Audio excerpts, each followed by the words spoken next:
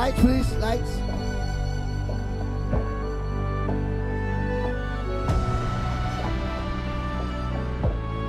Sigaw nyo sa mundo!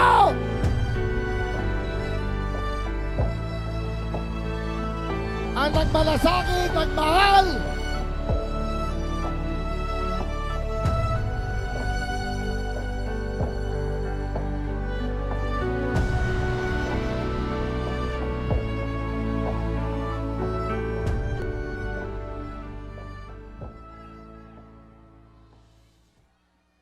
Kindly sit down.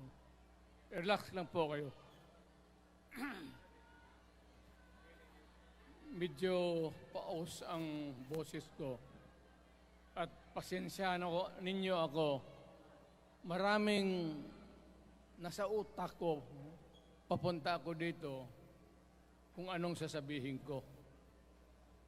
Puno kanina ang kaalaman ko. Ang problema, nung sumayaw yung magkakaroon dito,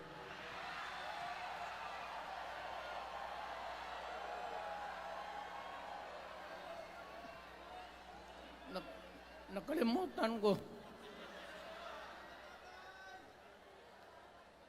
Matanda na rin kasi ako. Ano ito? Meeting de Avance? Alam mo, nung unang panahon, wala naman tayong kamuang-muang, wala naman tayong kalaban, wala namang nagagalit sa atin. Pumunta ang Espanyol at inagaw ang ating lupa, hinirang. For 400 years, nagtiis ang Pilipino subjugated by foreigners. Then, during the American and Spanish War, natalo ang Espanyol at napunta ang ating bayan sa Amerika. Anak ng grabe ang tiis ng Pilipino, yung mga lolo natin, kung gaano na lang sila pinahirapan. Alam mo noon, kung hindi ka magsimba, ay may mga pare nandyan, they know the history of Christianity. Alam mo noon, kung hindi ka magsimba, 10 palo sa katawan mo. You doubt my... Ayan si Father Ibasco, Chief of Staff ko sa City Hall. Siya yung NPA leader doon sa Libungan, may plenum ang komunista. Itong mga sundalo natin, nandito sa harap ko, nahuli yan si Ibasco. At ako naman ay fiscal noon, pumunta ako sa Katitipan para i-administer ko yung oath niya, yung statement niya kung totoo o hindi. Pagkatapos noon, sabi ng mga sundalo, Piskal, papatayin namin itong 2 pare. Father Tison, Waray, pati si Father Ibasco. Bumaba yan sila sa Visayas para makiksapalaran sa NPA. Sabi ko, wag, kasi pare yan. Puta, alam mo, ang Diyos nandyan kung ito lang naman ang prinsipyo, ideolohiya,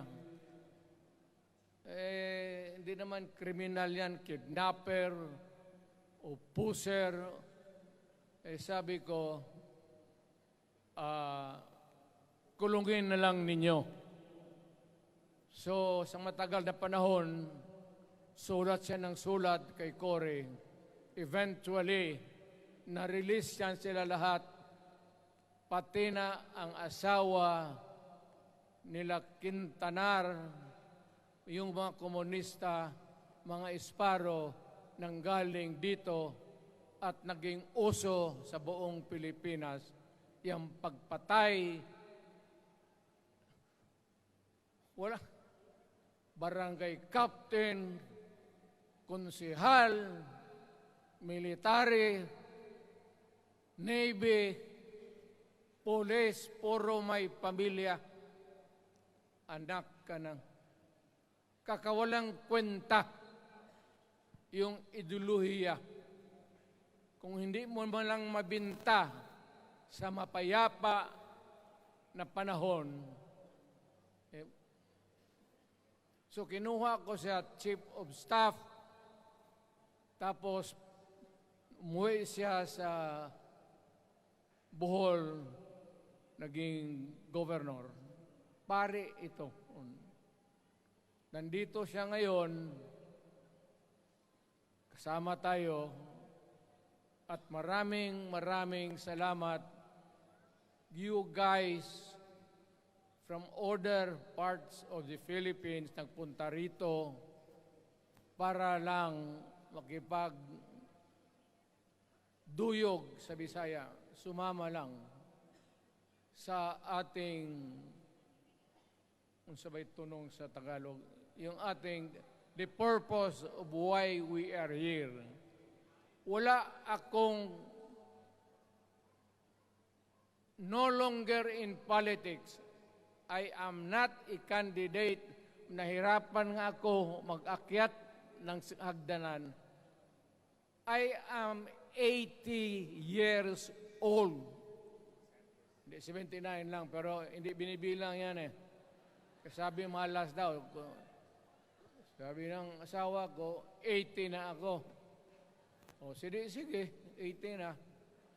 Pero nung lumabas itong People's Initiative, okay man yan. Abogado ako. There are 3 ways of amending the Constitution. Mag-constitutional convention, mag-election tayo sa political districts ng representante para sa assembly to convene there and propose changing or modification of our Constitution. Itong People's Initiative, pati itong Congress, they would convert the Congress into a constituent body and propose the Constitution. Alinman dyan sa lahat, it will be submitted to the people for ratification. Ang problema dito, ako, Mr. President, Ma'am Lisa Araneta Marcos, hindi ninyo ako kalaban. Wala akong sinasabi ng masama. Hindi lang ako makakampanya noon. Alam mo, iniiwasan ko ito. Itong panahon na ito talaga ang iniwasan ko kasi mapipilitan ako ngayon magsalita laban ng mga tao sa gobyerno. Alam mo, Mr. President, hindi ako maghingi ng tawad. Kagawan mo yan eh. It is your responsibilities sa sarili mo. What you do in this world binds you. Iyo yan. Huwag mong sisihin ang ibang tao kasi sarili mong utak at katawan yan. Nung ako'y mayor, pinakitaan ako ng evidence ng PDEA doon sa listahan, nandoon yung pangalan mo.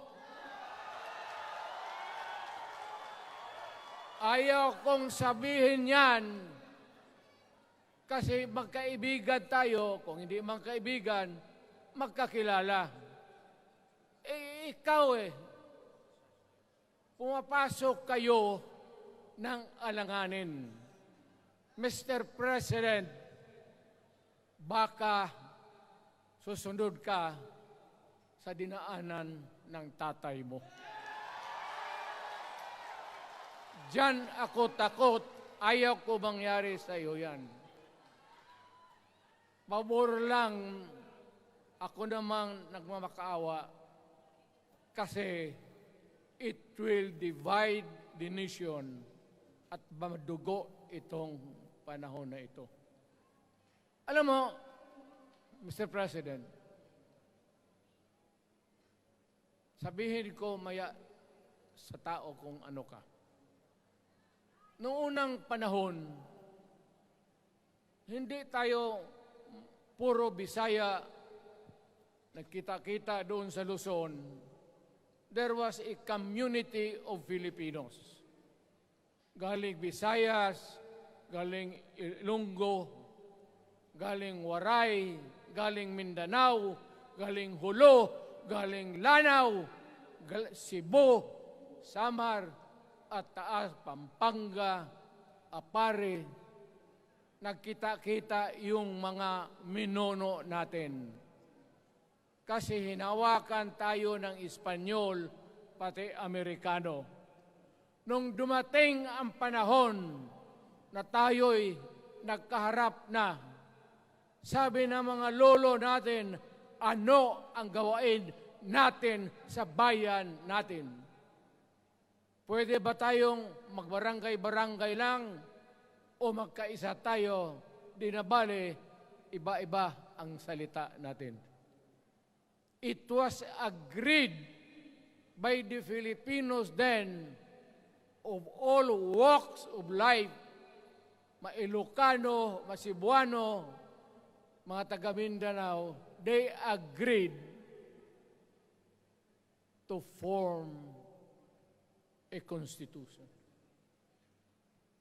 Alam mo, yung constitution parang bahayan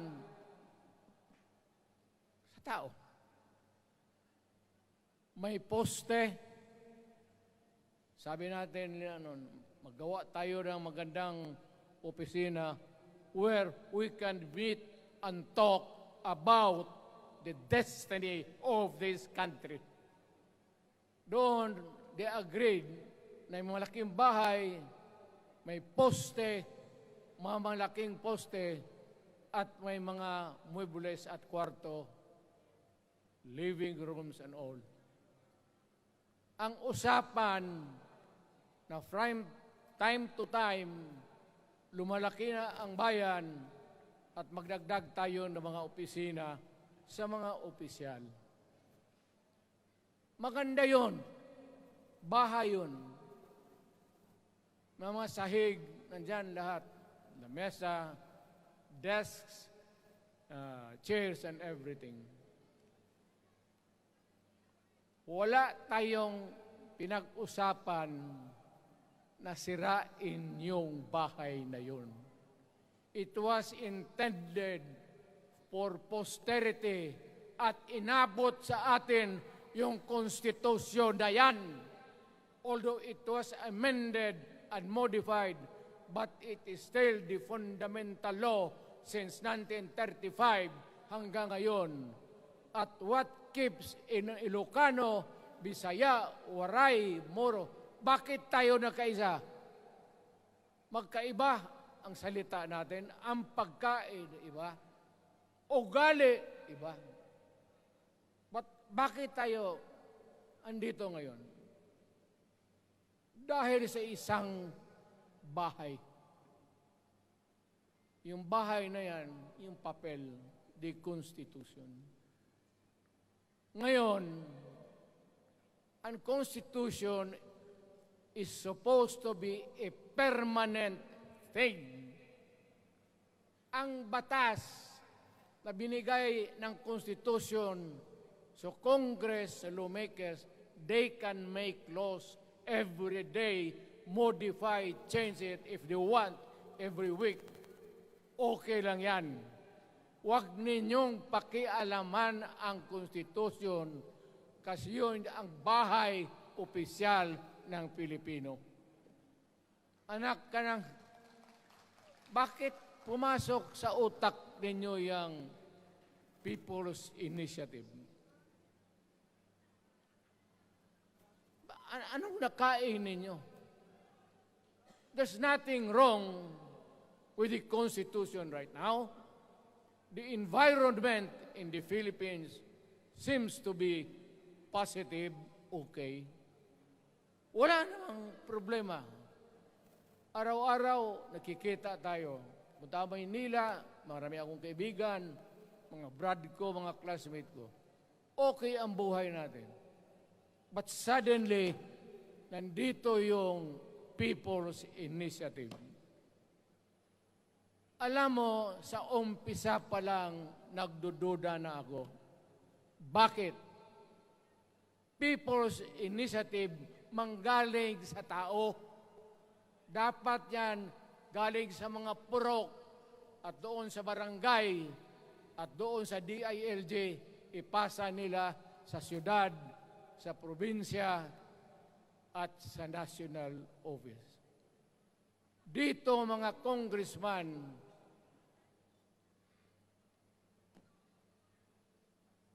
alam ninyo, kung magkaletse-letse ang buhay na ito, sabihin ko sa military, sirahan ninyo yung Congress. Magastos, nagbabayad tayo, nag-usik-usik sa kwarta. Sige pamayad para People's Initiative. So, what is the motivation? Galing ba sa puso ng tao yung pinipirma niya? Hindi yung pirma niya yung petition para ito, kaming nagsipirma dito, pumayag na merong pagkaiba ngayon sa Constitution. Pirma lang, pati pera. Anong klase yung putang inang yun? Ganon na lang ang tingin ninyo sa Pilipino. Pagka ganon, maghiwalay-hiwalay na tayo. Kayong taga Luzon, pumunta na yan sa Mindanao, mag-declare na lang tayo ng independence separate.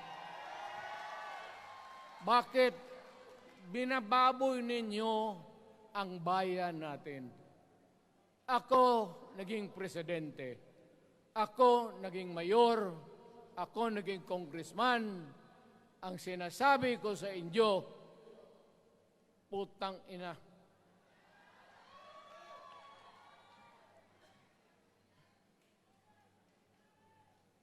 Malinis to. Baka ihi mo ito ha.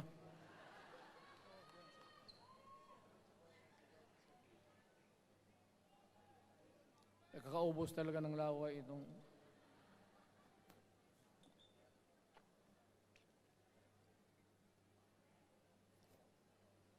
What do you expect?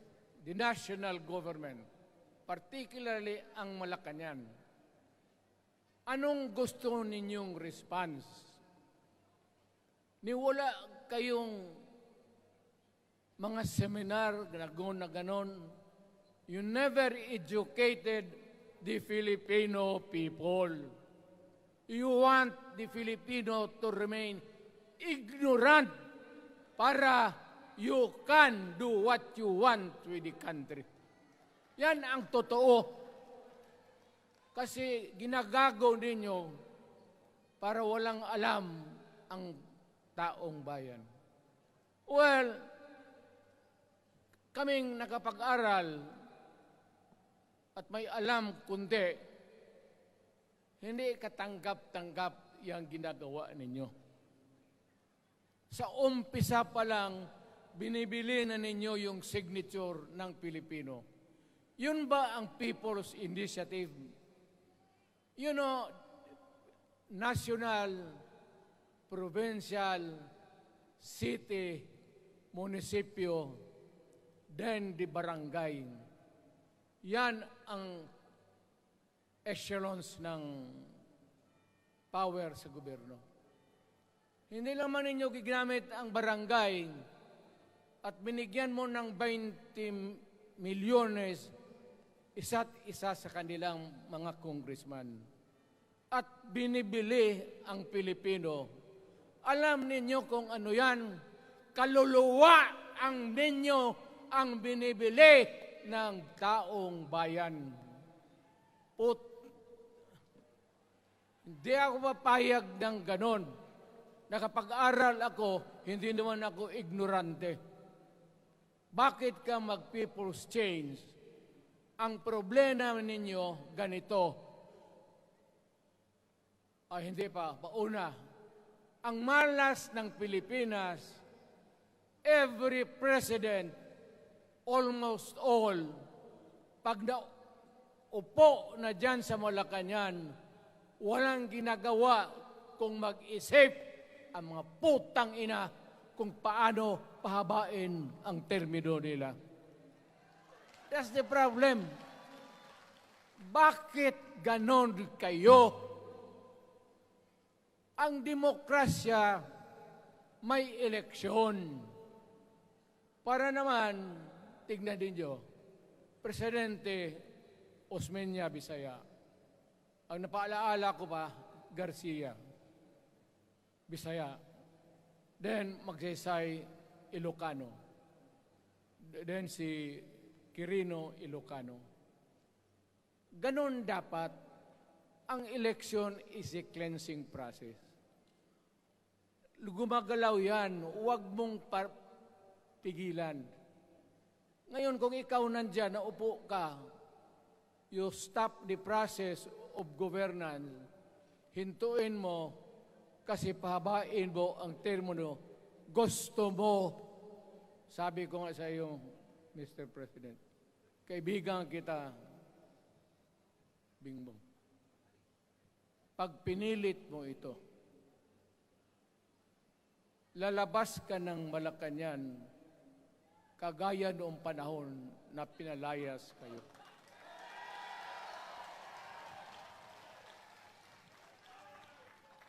Alam ninyo, kung hindi na talaga ito mapigilan, nandyan ang military pati polis, makinig kayo. Pag-aralan ninyo kung ano yung pinapakain nila sa taong bayan. At pagka nakita ninyo kung ano ang mali, you correct it. Nasa inyong kamay na yan. Ganito yung plano. Presidential, tapos parliament. Ang presidential, lahat kayo, ako, ikaw, lahat, hanggang doon, nagboboto, direct vote to elect a president. Itong parliament, prime minister lang ang magboto, yung mga assembly who are the congressmen now. Putang ina ninyo, wala akong tiwala sa inyo. Wala kayong prinsipyo, bukang pera kayo lahat. Yan ang totoo. Kaya gusto ko, pag nagka-letse-letse nga, pumasok ang military, palitan ninyo lahat. Arestuhin ninyo kasi nagsasayang ng pera at yung ginagastos nila is a fraud, swindling ang ginawa nila. You must account for the wasted money, for the money that you bought the signature of a Filipino. Bribery.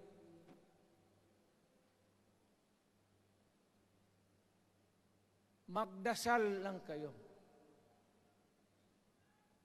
if by the grace of God, mabalik ako,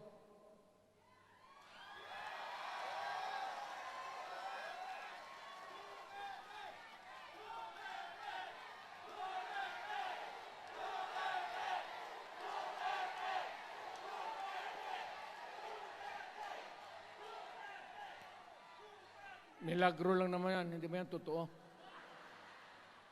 Utang ina kung mabalik ako, arestuhin ko kayo lahat for the swindling of the Filipino people. You committed fraud. Pinagsayangan ninyo ang pera namin. People's Initiative does not involve buying the vote or the signature of the Filipino. Talagang mga wala kayong prinsipyo, mga putang ina ninyo.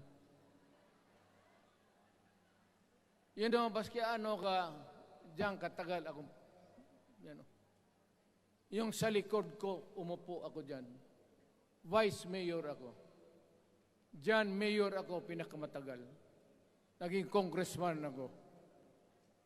Presidente. Kayo,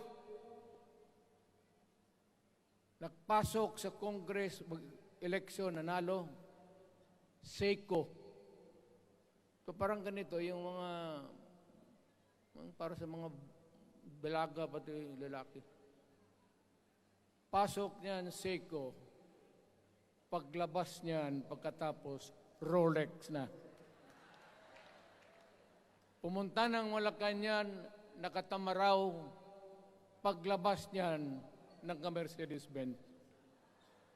Busog kayo lahat. Tingnan ninyo yung mga bahay noon ng mga congressman at tingnan ninyo ngayon kung ano kayaman sila, lalo na yung mga bahay nila sa Maynila.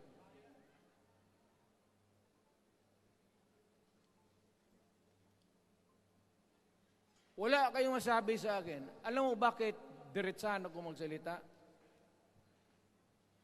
Ninipahat, wala ako. Paglabas ko sa Malacanang, lipad ako dito. Pumunta ako sa bahay ko para mag-retire. Ayaw ko sanang bumalik. Ayaw ko na. Matanda na ako. Putang ina, napapandol lang ako dyan eh. Kaya lang, marami akong magandang naisip kanina papunta dito.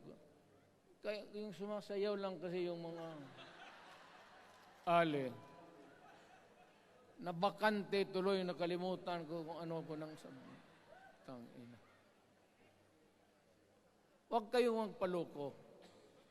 Alam mo, Parliament, ang ambisyon niyan, karamihan, galing kay Lisa Marcos, pati kay Romualdez.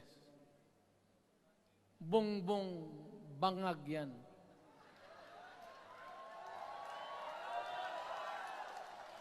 That's why, sinasabi ko na sa inyo ngayon, si Bongbong Marcos bangag noon, ngayong presidente na, bangag natin ang presidente. Kayong mga military, alam ninyo yan. Lalo na yung nasa Malacanang. Alam ninyo.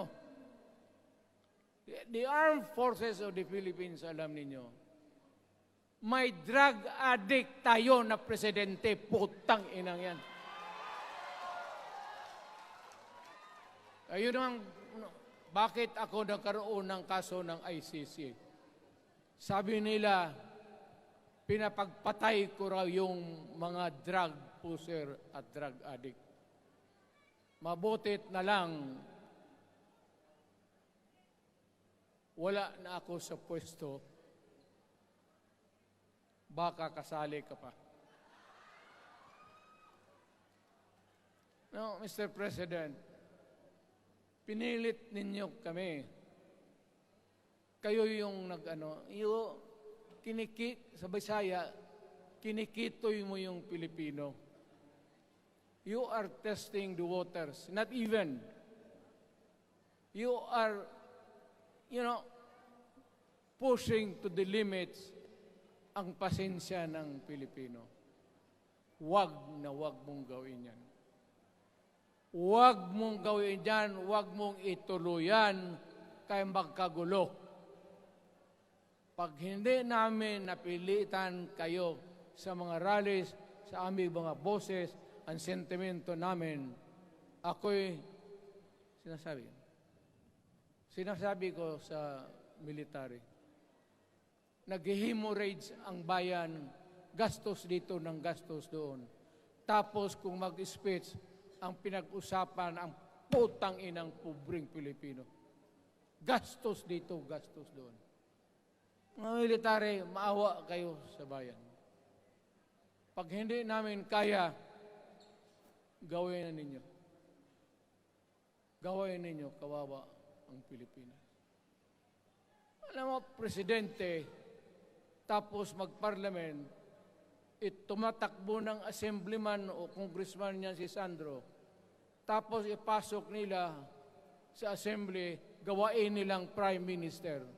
Yan nga ang sakit ng Pilipino. You want to perpetuate yourself in power at the expense ng buhay ng bayan. Mabuti sana kung bright kayo. Kung drug addict ka lang naman at may asawa kang hungry for power, tapos may isa itong taga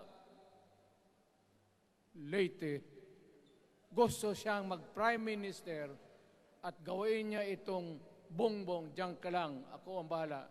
Ceremonial president ka na lang. Ako na ang magpatakbo ng bayan sa parliament. Yan ang plano nila. Yan ang hindi talaga matanggap natin. Kalukuhan niyang putang ina. Huwag kayong, alam mo, bakit ako makipag-away ng presidente? Marami siyang sundalo. Kaya natin, kayong pumalag, pero there is always a time for everything. May panahon na ikaw ay sikat. Sa ayaw mo at sa hindi, may panahon ka talagang bababa dyan sa Malacanang. Gaano katagal ka man to hang on to the power, that is for God to decide for the nation. Kami, patayin ninyo, wala na akong silbi. Tapos na ako, naging presidente na ako.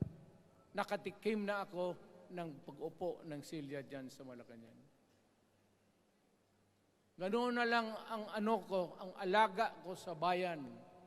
Alam mo ba, tanungin mo yung lahat ng senador, magbisita sila, isang kanin, isang pork chop o isda, sabaw. Noong panahon ko, sabi ko, yan lang ang mapakain ko sa inyo. Walang steak kasi mahal yan. Hindi natin pera itong kinakain natin. Yan ang totoo. Magtanong kayo ng taga-Malacan dyan. Hindi ako nagpabibida. Sinabi ko lang, huwag ninyong kalimutan, Mr. President, ang delikadesa. Mahirap yan. Magkaroon tayo ng... Ngayon, wala naman, yun naman lang ang dapat lang pagpintuhan natin. Huwag kayong pumayag dyan. Binabastos kayo. Alam bakit? Bakit nadalhin tayo sa parliament? Anak ka na. So pag doon, kontrolado na nila, pati yung anak na assured na maging... Yan nga ang mahirap eh. Lahat na maging presidente, ang pamilya nila, walang inisip kung hindi paano titira dyan hanggang sa matapos ang panahon. May I remind you, itong election, papalit-palit ito.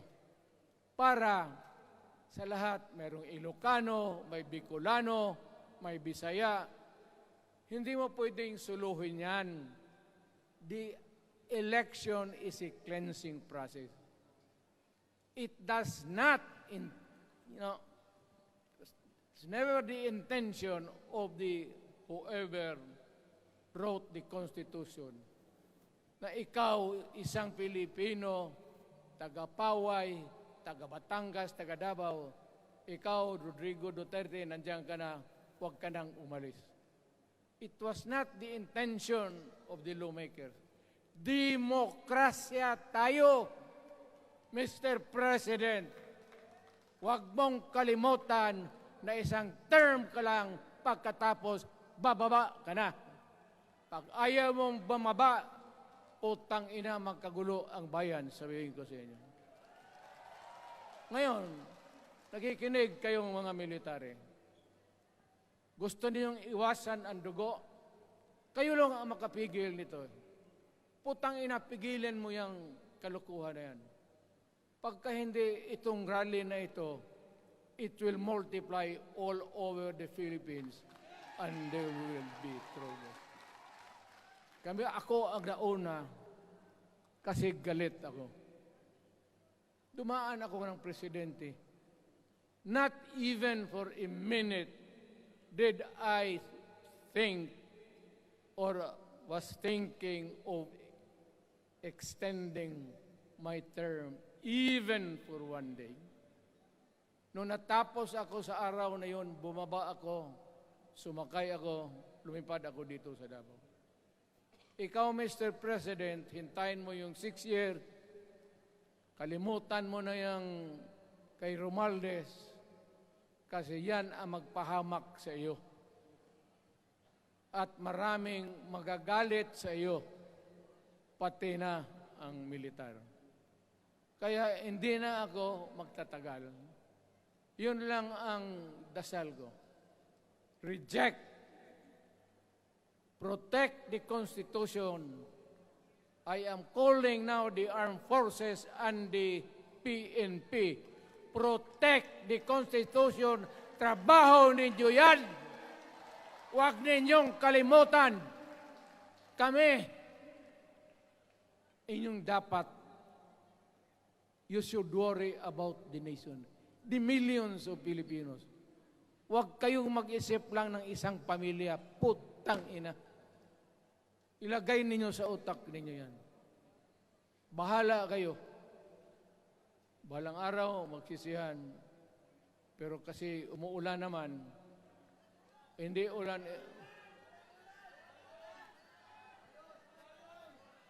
Hindi, shower lang yan doon sa Malacanang, ginagawa nila, pasirit doon.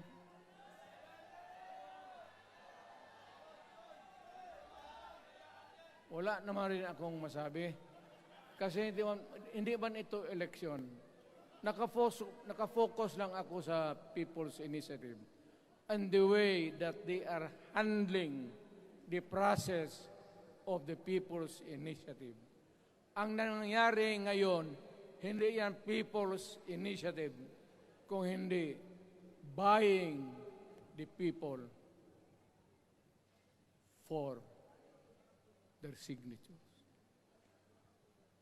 Pag-umpisa pa lang, bayaran na. At maniwala ka ng konstitusyon, lalabas yan maganda, kung pira-pirahin lang tayo. Balang araw, wala na ako sa buhay. Maybe 10 years, 5 years from now. You might want to change some provision. Yung sabi nila, the usual excuse is economic provisions lang ang aming pakialaman. Putang ina, huwag kayong maniwala dyan sa mga yawa na yan. Puro kasi sinungaling ang mga ulol. Alam mo, pag nagtawag ka ng Constitutional Convention through People's Initiative, or when you open the Constitution, hindi mo pwedeng limitahan ang powers na yan. It's unlimited. Kung ano ang gawain nila at kung ano ang utos ng may pera, kung bayaran sila, ipagbili talaga tayo. Ipauhanin na lang ako, naghingi ako ng may mga congressman dito. Ito yung matitino. Nandito si Congressman Alvarez. Pumunta talaga siya. Hindi man kasi niya ako hinayaya. Kapupunta sana ako ng Tagum. Para lang ako galit talaga. Bakit po putang ina? Siga. Bakit? Bisaya pa makumutan ko na imong naong. Magharap ka sa akin, ganoon ko yung mukha mo. Bakit? Bakit bigyan mong problema ang Pilipino? Ano ang kasalanan ng Pilipino at gumagastos kayo, binibili milyon ng milyon, kayong mga congressman, putang ina, istapa yan. Swindling yan. Kaya sabi ko, by stroke of faith, nabalik ako dyan sa Malacanang. Kayong lahat, kagaya ng Marcelo, ng tatay mo, Bongbong, kayong lahat, congressman, nandoon kayo sa Krami. Ipasok kayo ng 2 taon para leksyon ninyo. Hindi ka maleksyon ng kalukuhan ninyo. Wala. Hindi pa nga naayos ang kati. Ano bang, what's wrong with the Constitution? Tell me. Kung hindi yung inyong ambisyon. The real purpose itong constitutional changes sa People's Initiative is really to perpetuate those who are in power. Yan na lang ang ganyan ninyo. Marami akong sabihin, maybe kung patayin nila ako, putukin yung eroplano, wala na tayong magawa. Ngayon, kung sino, alam mo na kung sino, yung sa Malacanang, yun ang aristuhin ninyo. Sila nag-umpisa ng kaguluhan ito. Ladies and gentlemen, I am very thankful na nandito kayo, mga Tagalog, Bisaya, at taga-Maynila. And I hope that we will continue to love our country. Magbigay sila na pera, tanggapin ninyo, pera ninyo yan. Hindi ba ninyo na sa isip ninyo? Bigyan kayo ng 1,000, 100, tanggapin mo, pera ninyo yan. Pati yung sa bulsa nila, kinakain nila, at pinagbili ng bahay kung saan-saan, pera ninyo. So, make sure na bago kayo lumabas lang naman sa mundong ito, may panahon lahat, mamatay tayo. Mag-iwan kayo ng isang prinsipyo.